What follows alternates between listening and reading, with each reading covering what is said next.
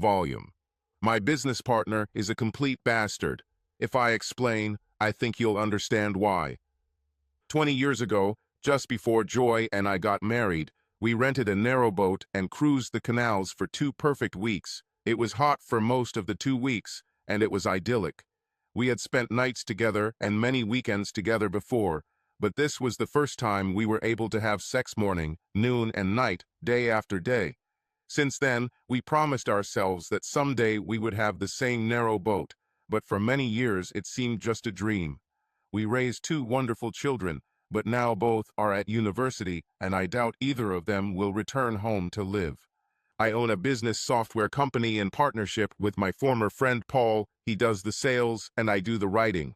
I spent most of the first 12 years of my marriage working for a large software company. As a software analyst, Paul was a salesman for the same company, and it was during this period that we became friends. I was making decent money, but 10 years ago I began to become disillusioned with my employers, mainly because they had sharply reduced retrospective bonus commissions on the sale of standard business packages. Paul wasn't happy either, so we decided to start our own business, but it took almost 2 years before we decided to do it. I admit our method was rather unethical, but no one ever succeeds without resorting to a couple of tricks. I smuggled copies of some popular packages out of work and, in my spare time, redesigned the interface so that the data entry screens looked completely different and reformatted all the printed reports, leaving most of the programs untouched. Paul, for his part, continued to sell our employer's product, but whenever a potential buyer doubted the price, Paul would say, "On the other hand, I can offer you this. It's just as good, maybe better, and much cheaper." So he brought my customized software into the business premises and created seed capital for us when we started our business. Our first 2 years in business were desperately difficult, and we were on the verge of closing. Paul used his car, drove for many miles, and chose cheap boarding houses instead of the hotels he was used to. I wrote programs every free minute I could keep my eyes open, while Joy continued to work full-time, act as a mother, and handle all the correspondence and typing for our new business. The next 3 years were also hard, but by the end of that period, we were doing well enough that Joy could quit her other job and go full-time on our salary. By this time, we had a portfolio of applications that we could sell off the shelf relatively cheaply, could tailor any of these packages to a specific client's requirements, and could design and program any new system that the client needed to develop. The latter were the lifeblood of the business because the client paid the bulk of the development costs, and we still had one more product for our catalog. The last 3 years have been a period of consolidation, and we have seen the fruits of our risk.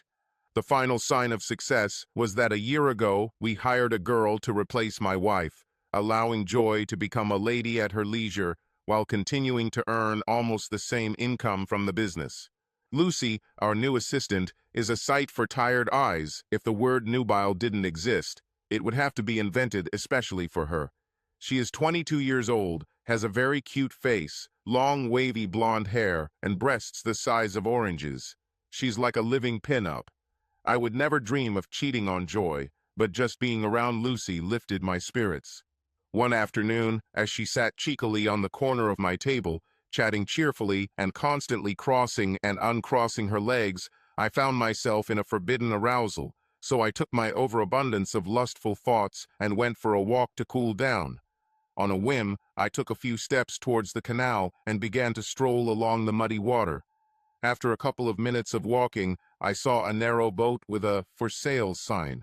As I got closer, I noticed that the sale would be through a private tender, and the current day was the last day for submitting bids. I assumed that I was already late, but curiosity forced me to climb aboard and look around. The boat was dirty and abandoned, but as far as I could tell it was in good working order. As I was about to leave, another man joined me and said he had come to take down an advertisement. He was happy to open up and show me what was below deck, and I was not disappointed with what I saw. When we finished talking, I asked if there had been much interest in the boat, to which he replied, "Not much," but then, perhaps feeling he had been a little imprudent, added that there were already 2 or 3 bids. The most important information he gave me was that bidding closes at 6 p.m. I returned to the office, frantically doing the math, and decided that I could meet the reserve price, but the boat was worth much more. However, I put in an offer of pound 1,000 over the minimum, added another pound 160 as an add-on, and set off to hand deliver it to the address provided. 2 days later, I learned that my bet was successful. At this point, I decided that I would not tell Joy about my purchase. Our 20th anniversary was only 3 months away, and I planned to spend that time cleaning out the boat and then give it to her as an anniversary surprise. Paul was usually in the office just after lunch on Friday to catch up on the week's paperwork, while Lucy worked a couple of hours on Saturdays sorting mail, leaving at 2 p.m. on Fridays. It dawned on me that if Paul was right in the office and could cover for me on Fridays, then I could get some time to work on my new boat. With this intention, I told my partner about the purchase, asked him to help me, but emphasized that I should not even hint to Joy about my gift for her. That night, I mentioned to my wife that I was working on a new app and would be staying in the office on Fridays for a few weeks. She knew I worked better when there were no distractions. As a matter of fact, the boat's poor appearance was mostly superficial, and after just 2 sessions dedicated to it, I had the cabin sparkling like new needles and the exterior looked at least decent.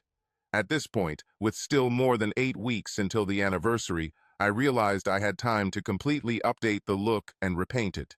Moreover, I decided to make it an exact replica of that old boat. There were several photographs in the album that I could use as a reference. The original boat was called Joyful. We joked that joy is totally aboard Joyful, so all I had to do was remove the last 3 letters and my wife's gift will bear her name. Now I must confess to one ulterior motive. During difficult days, despite being tired, we tried to do something sexual to maintain mutual comfort and contact other than business matters. Now that better times have arrived, you might expect us to make up for lost opportunities, but in fact the opposite has happened. Our love lives have become rare instead of frequent. I would like to note that at 38 years old, Joy looks much younger, closer to 30 than 40, and remains a very desirable woman. I'll admit, she has a maturity to her, but she maintains the slender figure that I fell in love with from the very beginning. So I hoped that a canal cruise on a replica of that old boat might rekindle our youthful passions. I had done 3 sessions on the boat and had begun to touch up the paint when Paul came into the office unexpectedly on Tuesday and said, "This Friday is our first barbecue of the year. You and your lovely wife are invited as usual, but if you'd rather work on her project, there's no reason why she can't come alone." I conveyed this invitation to my wife that night. She was delighted, but was surprised that I couldn't take the day off and go with her. I was tempted, but 8 hours of painting made me realize that I had taken on too much and would need every spare minute to finish everything on time. So I worked on the boat, and Joy went to the barbecue alone. Joey. I went to Paul and Lisa's in a taxi. I now had my own sports car with 2 seats, but I knew that by the end of the evening there would be a lot of drinking. I was a little upset with Tom for not taking me to the barbecue no matter how urgent his new program was. One evening couldn't hurt. We haven't had any real overtime in the last 2 years, so I think I was starting to get annoyed at what was once a standard part of life. I also knew that, being alone, I would have to be extra careful to avoid Paul's hands. For years, he openly tried to touch me in front of everyone. Lisa knew exactly what he was doing and didn't seem to care. But dear Tom never did. I didn't notice anything. It occurred to me that it would be fair if his partner could really feel my body, but I had no intention of giving Paul more freedom. Such outings were a rare pleasure because we never went anywhere or did anything. To tell the truth, I was bored as hell. I was used to a busy life, and since I retired, I didn't like it. One boring day followed another. We finally achieved success, but it only gave us money to spend on things we rarely really needed. All these years of sacrifice and struggle, and for what? It wouldn't be so bad if we still had the joy of intimacy, but it became boring too. Tom rarely showed interest, and I had no desire either. Even when things were at their worst, we always had that connection. Many times Tom fell asleep while having sex with me. on the canal cruise before the wedding, if Tom had come to me and said, "We're going over the threshold and we're going to drown. There's a chance we can save ourselves, but if we stay on the boat, there's time for one last sex," there wouldn't have been any no doubt what we would do. Sex was an integral part of our lives at that time and for many years after, and it was difficult to understand where that old intimacy had gone. Paul greeted me with his usual kiss on both cheeks. Standing by the wardrobe while he removed my cape, we exchanged pleasantries, and he made a big deal of it about how much he missed me in the office. This prompted me to ask how my replacement Lucy was coping, adding, "Tom says she's effective, but hasn't said much about her." "She's a real gem," Paul exclaimed enthusiastically without hesitation. "Not only is she good at her job, but she's also pleasing to look at. She even makes my pulse beat faster. Tom thinks it's the best invention since sliced bread, and he's totally obsessed with it." I accepted this as a figure of speech and did not attach any importance to it, but Paul seemed embarrassed and awkwardly continued. With irritation in his voice, he said, "Even so, I think he might neglect his personal pleasures for one evening so as not to miss our first barbecue of the season." "Come on," I said, defending my husband. "He has this urgent new application, and you know Tom always puts work first." Paul looked at me with confusion. "What new application is this? The first I've heard of. Other than tweaking some existing packages, there hasn't been any new software development in the last 18 months. "Then why does he stay late at the office every Friday night?" I asked. "Not only doesn't he stay at the office, but he's been leaving early on Fridays for the last few weeks," Paul answered firmly, and then, covering his face with his hand, added, "Oh crap, I'm talking too much again, after Tom specifically asked me to no one don't talk about it. I know he desperately doesn't want you to find out." "What time does he leave the office on Fridays?" "About 2 o'clock, the same time as Lucy. They live together." I felt cold. "Are you saying Tom is cheating on me with Lucy? Tell me, Paul, yes or no, I want to know," I demanded. "Even if that's the case, it's not the end of the world," Paul said, looking at me sympathetically. "Both Lisa and I are not entirely faithful to each other, and that's not hurting us. In fact, I think it keeps the spark in our marriage. If you don't mind, I think your marriage is stagnant, and that makes me sad because we are both very attached to you and Tom. Even when business was at its most intense, it was obvious that you and he could not keep away from each other. You had a natural connection, body language, but it seems to have disappeared. Just a little romance can get Tom out of his rut, and you could use a little of that to bring back the sparkle in your eyes." As he spoke, Paul put his arm around me and squeezed my shoulder. I automatically tensed, which made him jump back in a defensive position and raise his hands in protest. "Geez, not me. It's not that I didn't want to, but Lisa warned me that you were out of my reach." He looked so comical that I had to laugh. He joined in, and that softened the situation. "No, you want a young, energetic guy," Paul continued. "By the way, we have one on hand, and he wants to meet you." I followed my host out to the terrace in confusion, unsure whether Paul had confirmed that my husband was cheating with Lucy or had only hinted at it. There was no time to analyze the situation, because the next moment Lisa greeted me joyfully, kissing the air on either side of my head. I was then introduced to Giuseppe, or Joe, as he is known in this country. I took my breath away, as it often does when I see exceptional beauty, because Joe was the most beautiful man I had ever met. He was about 25 years old, of average height and thick build, but not excessively. He had the warmest brown eyes you could imagine, and he was very dark-skinned. His fingers were warm and soft, but not at all feminine, and my hands seemed to fit smoothly into his grip like a glove. The food was ready and waiting for us.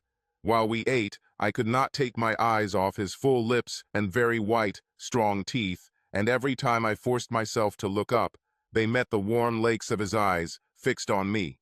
We had all been drinking from the start, and the thoughts of Tom's betrayal made me drink 2 glasses quickly, so that I could already feel the effects of the alcohol.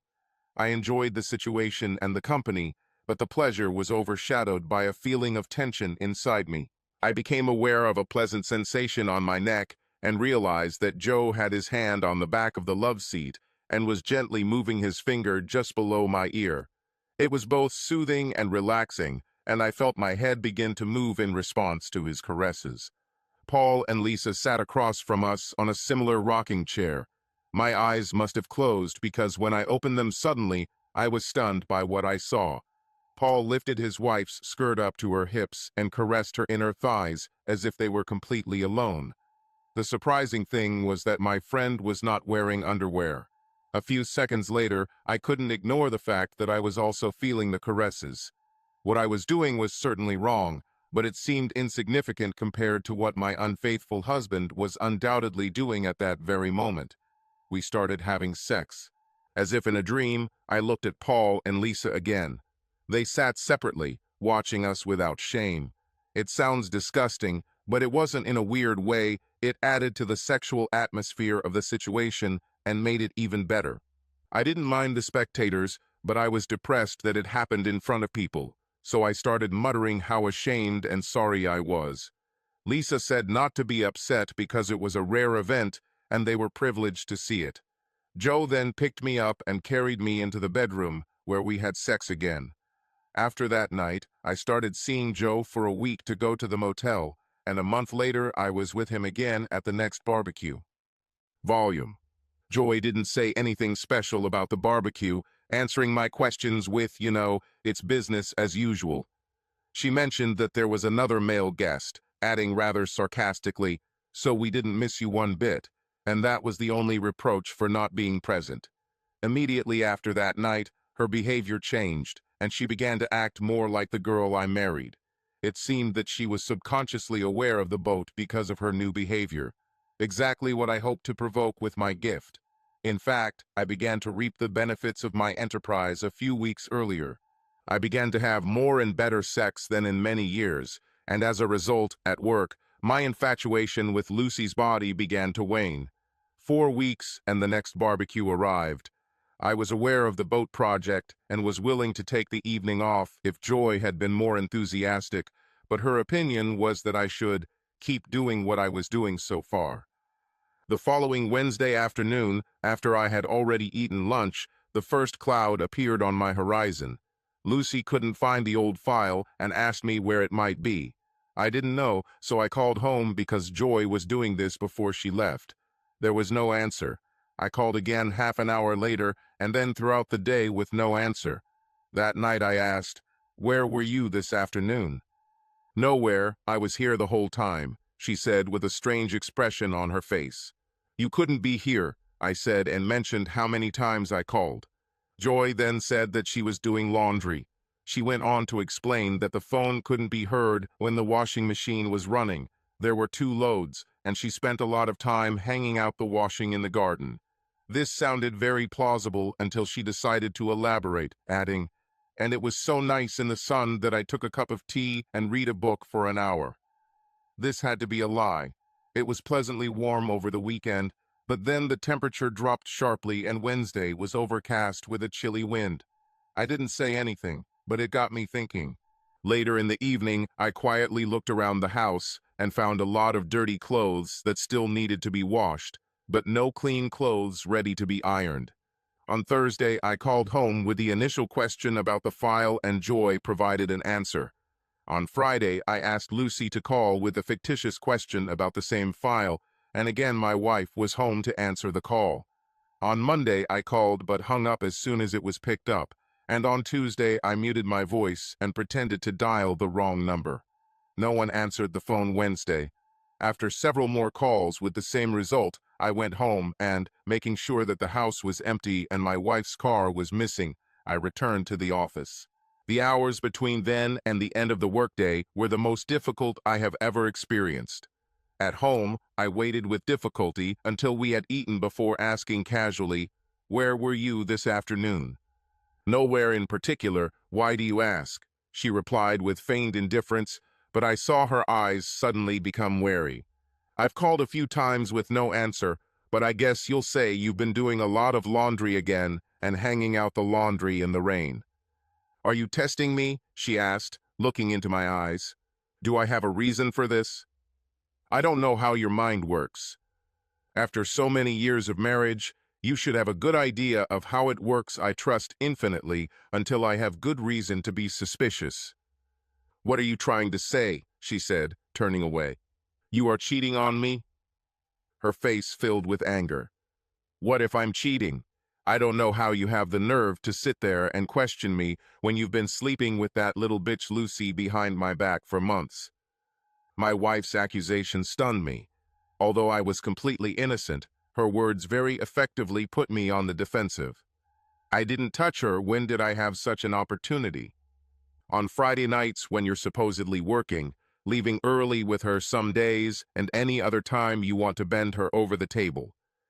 Lucy may look like a sex toy, but she has a fiancé called Mike, and they are getting married in September. I admit I didn't work on Fridays, but Paul knows it has nothing to do with Lucy, and he will confirm that. Joy shook her head in disdain. Don't count on old friendships to shield you. If you must know, Paul almost directly told me that you were cheating with Lucy and how you went away with her early on Fridays. He said you were crazy about her until he said I didn't have the slightest idea. I jumped up, grabbed Joy by the arm, and roughly pulled her to her feet. I'll show you something, I said angrily. During the trip, apart from my simmering hatred of Paul, my anger subsided, and Joy sat silent and depressed. I took my wife to the canal and pointed to the now clean narrowboat, saying, "This is what I've been spending my time on Fridays for the last 3 months. I bought it as an anniversary gift." Joy looked at the boat with her name on it and immediately threw herself on my neck, covering my face with kisses. She was like a child with a new toy, insisting that I show her everything below deck and admiring everything she saw. This was exactly the reaction I was looking forward to, and honestly, during our time on the boat, it seemed like we both forgot the confrontation that caused me to reveal my surprise earlier. However, on the way home, she began to cry quietly next to me. At home, she said, "I'm so ashamed because I cheated on you." She then began to tell how Paul first made her doubt me, and then provided an attractive seducer to take advantage of her moment of weakness. Joey. The sex was even better in the bedroom. That first sex on the rocking seat was wonderful, but it was more a fact than an act. I was the one who asked Joe if I could see him again, not the other way around. I would have happily let Joe have sex with me all day, every day, so I was a little disappointed that he could only meet on Wednesdays. But it was understandable because a man like him must be very sought after by wives like me, in fact, by all women. When the time was up, I felt kind of embarrassed to appear naked in front of the other two, so I had to send Joe to look for my dress and panties. Joe dropped me off at the end of the road a little after 2 o'clock in the afternoon. Tom was asleep in bed. Even if he was awake, I was not afraid that he would want sex, because I assumed that he had already satisfied his desires with Lucy. I took a quick shower and put my dirty clothes in the back of the washing machine instead of the laundry basket, but other than that I made no attempt to hide my activities. In fact, I was looking forward to seeing my husband's face when he found out I was giving him a taste of his own medicine. I wanted Joe, I wanted him desperately. It's strange, but when I couldn't have Joe, I wanted any kind of sex with the same hunger, and it was Tom whom I used to satisfy this need. I thought he had lost interest in the intimate side of our marriage, but all it took was a spark from me to ignite a raging fire within him, and we started having sex again in a way we hadn't done in years. I still loved Tom and enjoyed sex with him just as much as on my honeymoon, but all the time I was counting the hours, minutes, even seconds until the moment when I could be with my lover again. Wednesday became that day. I went to a large suburban supermarket and left my two-seater car in the parking lot. Joe would pick me up there and drive me to a motel, where we would have unlimited sex from 10 in the morning until 4 in the afternoon. We never discussed what contraception I could use, and we always had unprotected sex. At first, I didn't take any action for years. There was no need for this, since Tom had a vasectomy. So I took a big risk at that first barbecue. But the following Monday, I started taking the pills again without telling my husband or lover that I had done it. There was another barbecue at the end of the month, which gave me the bonus of 2 meetings with Joe in 1 week. It was unpleasant when Tom hinted that he might take a day off and join me, but I managed to subtly dissuade him. Perhaps it would have been better if he had come, because it would have prevented something that has bothered me ever since. The next Wednesday was particularly special, and I returned home in a state of complete bliss only to have Tom ruin everything by asking where I had been. It was like a bucket of cold water was poured on me, all because of a stupid telephone question that let him know that I was not at home. I was able to come up with a weak excuse on the fly, and he believed it. This should have made me more cautious, but I couldn't help but see Joe, and when Tom found out I was out again the following Wednesday, I knew I was in trouble. At that moment, I was less worried about our marriage than about the absolute panic at the thought that Joe wouldn't fuck me anymore. To begin with, I wasn't too upset about Tom sleeping with Lucy, and was even glad that I had it as an excuse for my own promiscuous behavior, but when he started accusing me, I immediately counterattacked, showing him that this is not a one-way street. The answer to the answer might have perhaps left us both free to continue dating other people, but when Tom brought me in to prove his innocence by showing me the boat, I was left with no excuses. Seeing his gift, I was so fascinated by the ship that for a while we both seemed to forget about our family problems, but on the way home everything returned to my memory with full force. I was terribly ashamed for taking unjustified revenge, but I honestly couldn't regret my wonderful hours with Joe.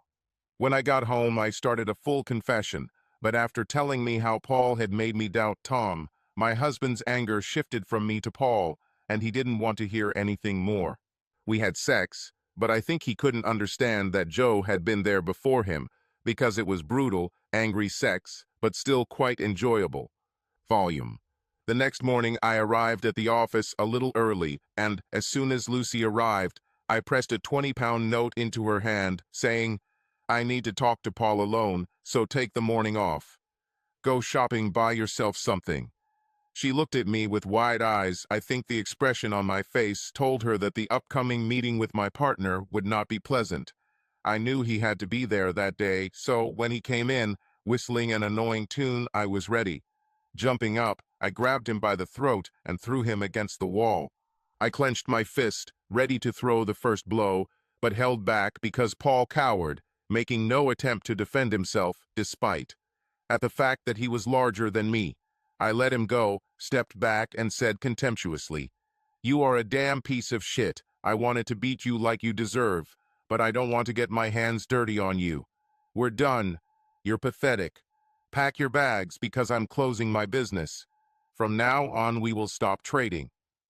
Paul straightened up, straightened his collar, and said calmly, "Don't you think that's a little harsh? What did you expect after you ruined my marriage? I can't work with you anymore, so everything will go to waste." By this time, Paul had managed to get between me and the table. "So you're going to throw away everything we've sacrificed, all this work, just because another man had a little fun in your private garden? That's truly pathetic." "You set it all up," I said. "This is too much. When Joy got the impression that you were having sex with Lucy, I admit that I did not try to dispel her doubts. Honestly, I don't see how I could say anything without betraying your secret about the boat, but you swore to me not to disclose this. As for the destruction of your marriage, I think it did you good." "Now you're talking nonsense," I spat. "Is that so? When I first knew you and Joy, you couldn't keep your hands off each other, but that hasn't been the case for a long time, right? Your marriage was dead, or it was. Ever since Joy got a new friend, everything has changed. She's starting to shine again, which hasn't happened in years, and you're definitely getting a lot more than before. So either you really tried your hand at Lucy without me knowing, or your house is having fun in bed again. By the way, you should try your hand at our office worker." His words stunned me because I believed that our newly revitalized sex life was a secret between me and my wife. "You don't know what you're talking about." "I know everything I know from bitter experience. Listen, Tom, let's call a truce. Make us some tea, and I'll tell you something about myself that you don't know." Not knowing what else to do, I followed his suggestion and then listened to his story. "When I met Lisa, I thought there was no other woman like her in the world. We were a lot like you and Joy, if not more so. One night in bed, shortly before our wedding, she said, I know that people like you and I know that you won't be able to resist temptations. Don't promise that you will stop, because I know that you won't. And that's normal for me, just don't expect me to keep myself until you're not coming home. I thought it was just sex talk to turn me on. So when I found out that Lisa was cheating on me with several guys, I was heartbroken. We discussed everything and decided that since she wanted other men, and I did want other women, we should abandon the concept of fidelity.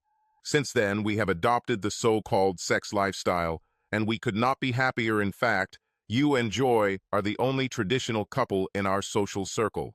Overcoming jealousy can open up a whole new world of freedom and pleasure for both of you. There was no doubt about his sincerity, so I answered seriously, it may work for you, but I'm just not that kind of person. I admit that Lucy flirting around the office ignited my passion, but I really don't want any other woman, except Joy. That may be acceptable in an ideal situation, but is the situation ideal? Joy has shown that she wants at least one other man besides you, he countered reasonably. I'm showing you how to deal with the situation as it is.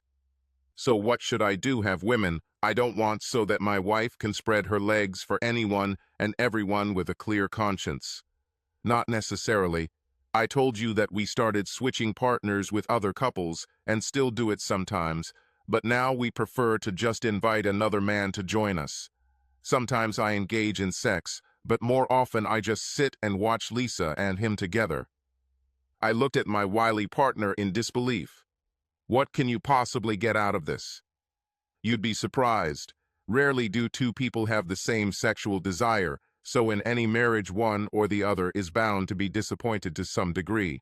I thought I had a high sexual appetite, but Lisa leaves me behind. She has that, what the books call carnal hunger.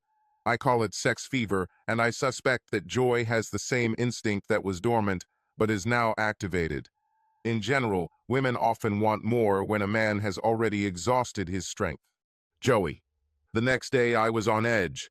I knew that Tom had left the house with the intention of running into Paul, so I half expected the police to come with the news of the murder. I also knew that I would have to continue my confession and racked my brains how to tell the truth without causing too much pain to my husband. When Tom came home and said that he had a long conversation with Paul and that they had agreed to remain in partnership, I was stunned to know what was said, but because I was clearly guilty, I couldn't ask questions. Tom was surprisingly gentle and understanding, saying almost nothing, only occasionally nodding his head, while I talked about my weekly meetings with his rival. He said he forgives me, and in response I made a very painful gesture. With Tom at my side, I called Joe. Before he could say anything, I quickly said, my husband knows about us, so I can't date you anymore. I'm sorry. Goodbye. As I slowly hung up, I heard Joe say, if you ever change your mind, anytime, anywhere, just leave a message on the answering machine. We had a lot of sex over the next few days. I was aware that I was trying to undo the damage caused by my behavior. For a brief moment, I truly believed that we could put this behind us and get back to the way things were, and then next Wednesday came. I cried all day, or at least tears flowed from my eyes. I ached all over and showed all the symptoms of an addict in deep withdrawal. I knew I had to be with Joe. I felt that I had a right to be with Joe, and I hated my husband for depriving me of this wonderful pleasure. My body decided that if it couldn't have sex with Joe, it didn't want to have sex at all, and each successive Wednesday reinforced that decision. Intellectually, I still loved Tom very much and desperately wanted to atone for my betrayal, but I could not control how my body would react. I didn't say no to Tom, but I couldn't answer him, and I had to do my best not to be completely rigid and push him away, so it was a relief when he started to leave me alone. We both had no desire to go out on the boat, and the weeks passed while we coexisted, each in our own zone of misery. Volume. After 6 weeks, I was in complete despair. Joy and I walked around barely talking, and she was just as depressed as I was. Instead of making things better, ending the affair actually ruined my life. While Joe had my wife, I enjoyed the best sex of my life. But since I stopped it, I didn't get any more sex.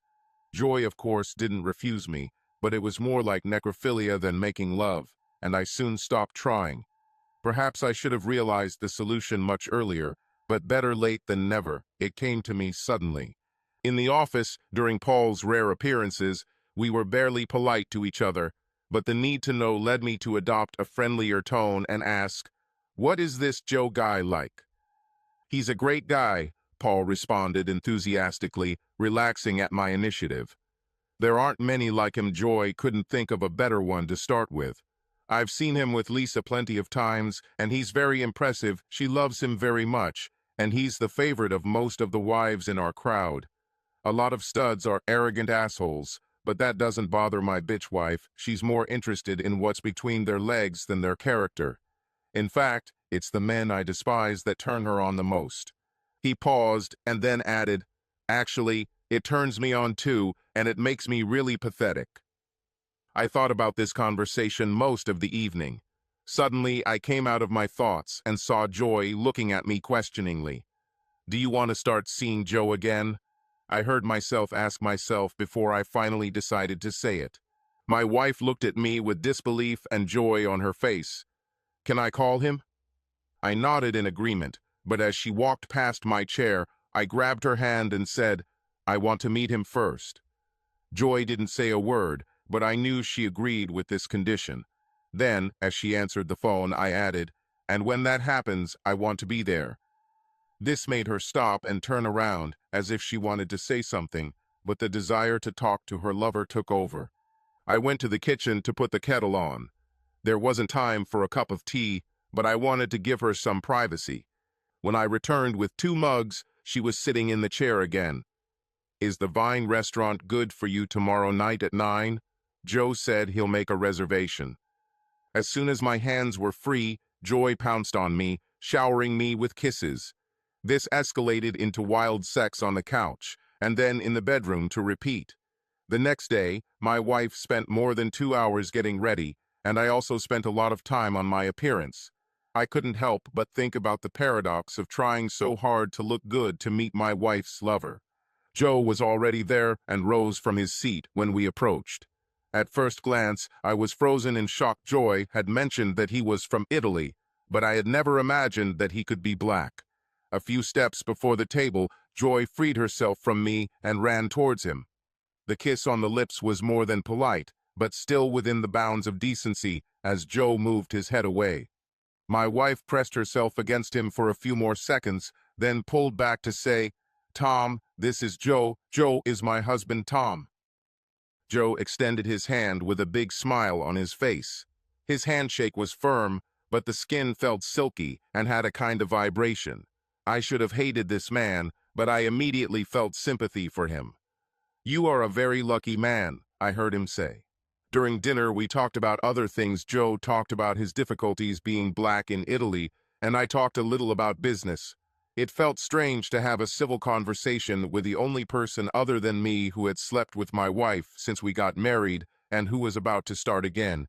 We got to coffee without discussing the reason for the meeting, so I unexpectedly invited him to our home. Joy looked at me questioningly, but I nodded. When the waiter arrived, I tried to pay the bill, but Joe insisted on doing it himself. As soon as we entered the house, Joy disappeared. I don't know where, but Joe had obviously been waiting for such an opportunity. "I love married women, but I don't want to break up marriages, so I prefer to keep it a secret," he said. "I do other things, but it's not that easy. Some husbands like to watch because it turns them on, and some participate, but not many. Others think they can handle it, but then realize they can't, so I'm always very careful with newcomers like you.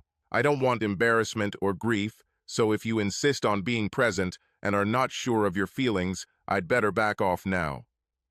"I'm fine," I assured him, although I already had cramps in my stomach. Joy reappeared, asking, "Are you going to make us a drink, honey?" I hurried to fulfill the request, but when I turned around with the drinks, I was upset to see that they were already sitting on the sofa together. We sat pretending to drink drinks. Joe stood just as rigidly as I did, but Joy leaned against him. It was my wife who made the first move, stroking him. The show started, but there was no easy way forward. In the bedroom, they began to undress each other quite naturally, and I sat down on a small chair in front of the dressing table. The sex was both impressive and definitely erotic. It didn't bother me as much as I thought it would, but I was really upset by the obvious affection she had for him. At some point, she turned to me and invited me to join if I wanted. I refused. I endured this as long as I could, and then announced that I was going to bed for a couple of hours. I lay down in the spare bed, listening to the sounds of their activity for a long time before I fell asleep, but then didn't wake up until the morning. Joe left, and Joy slept in the deep sleep of weariness. I got ready, quickly had breakfast, and went to work. As soon as I got home that evening, Joy ran up to me. "Joe said you're lucky, but I'm really lucky," she said between kisses. "I don't think any woman in the world has such a wonderful and loving husband." I was given time to take off my jacket, and then she said shyly, "I prepared something really special, but if you're not too hungry, I have something even more special for you upstairs." I happily followed her to receive my reward, a reward that made it all very worthwhile. The next evening, I told her, "In the future, you can see Joe alone. If you go to him in the evening, there is no need to rush home if it ruins the mood." Joy took this literally and stayed with him all night from then on, and I didn't see her until the next day. It didn't bother me because I was getting 6 nights of great sex every week. There were times when the three of us went out for dinner and then returned home, but after some pleasantries, I always went to sleep on the boat. Speaking of the narrowboat, Joy and I had a lot of fun with it, and there was one very enjoyable weekend when we took Joe out for a canal cruise. They spent time together below deck while I steered the boat, but at night we all slept in separate cabins. You might think that despite the very unusual situation, I was very, very happy. Joey. When we got home from the restaurant, I felt very uncomfortable. I knew I should have sex with Joe to set the record straight, but it didn't feel right. Once we were in the bedroom, things got better, but it still wasn't. It was easy both times at the barbecue. I could ignore Lisa and Paul, but I was constantly aware that Tom was sitting and watching. I thought it would be better if he joined, so I tried to invite him, but my poor husband clearly didn't want to. I knew Tom didn't like being a spectator one bit, and I half expected him to say he was wrong and that I couldn't see Joe anymore. Instead, he went the other way and let me stay with my lover all night once. A week. Joe and I actually met in the morning as before and got almost 24 hours together. I began to live to the fullest, and Tom seemed surprisingly happy. Joe and I had been dating for a little over 6 months when he said he couldn't date me anymore. He was being hounded for a paternity test, so he was going to go abroad for at least a year, and when he came back, it wouldn't be to our area. I wasn't heartbroken because, in a sense, the affair had run its course. Sex became mechanical and predictable without that initial spontaneous delight. It was still very good sex, but I came home feeling a little disappointed every time. We parted amicably, without regrets and with gratitude to each other for the pleasure we had given. I told Tom the next evening. With Joe gone, I had planned to make it up to my kind husband for tolerating this deviation in our marriage, but instead of being pleased, he seemed almost upset by my news. He was immersed in his book again and didn't seem to want to talk about it. Volume. Only a psychologist can understand this, but I can't. Although I hated watching Joe have my wife, I took great pleasure in the fact that it was happening out of my sight and at a distance. They say that transcendental meditation can give heightened sensory perception, and I got a similar effect from sitting alone and thinking about what my wife was doing with another man. In my solitude, I didn't drink, read books, or watch TV. While Joy was away, I had a constant nagging feeling in my stomach, but this was offset by other pleasant sensations. Overall, I felt more alive than ever, and these significant benefits tended to last throughout the following week. It seems to me that I looked forward to my wife's meetings with her lover even more than she did herself, so it was with a feeling of almost destruction that I heard that it was all over. Joey. We sat there for 2 hours, at least pretending to read books, without exchanging a single word, when I looked up and saw Tom smiling happily at me. "You can always find someone else," he said. Subscribe